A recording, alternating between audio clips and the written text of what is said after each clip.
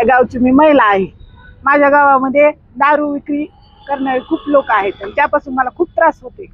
सगळ्या दारूमुळे माझा संसार उद्ध्वस्त झाला. त्याच्यामुळं मी इथं कलेक्टर साहेबापर्यंत गेलते आणि इथं SP ऑफिसला पण आले आहे. 2 वेळेस आम्ही एकदा कलेक्टर साहेबाकडे गेलो तरी काहीच हालचाल झाली नाही. आता त्याच्यामुळे आम्ही SP ऑफिसला आलो.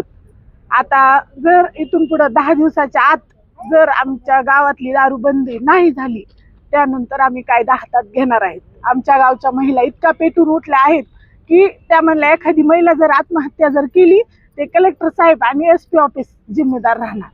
आणि दुसरं आमची काहीच मागणी नाही, फक्त दारू आमच्या गावची. कारण की आमची लहान मुलं आहेत, तिथून जातात येतात, मुली कॉलेजला जातात, त्रास व्हायला लागला मुलींना पण फार यायला जायला. आणि जास्त निवळ म्हणजे आमच्या महिलांच्या हातावर जास्त काम नाही. 200 रुपये रोज दिवसभर काम करायचं. 100 रुपयाचा नवरा रोज दारू पितो, मग महिलांनी खायचं काय? 10 रुपयाची पत्तीची पुडी आणायची का लेकराला जगवायचं? हे थोडं सरकारने किंवा साहेबांनी आमची दक्षता घ्यावी आणि महिलांची तळमळ कळावी हीच माझी विनंती. दुसरं आमच्या गावामध्ये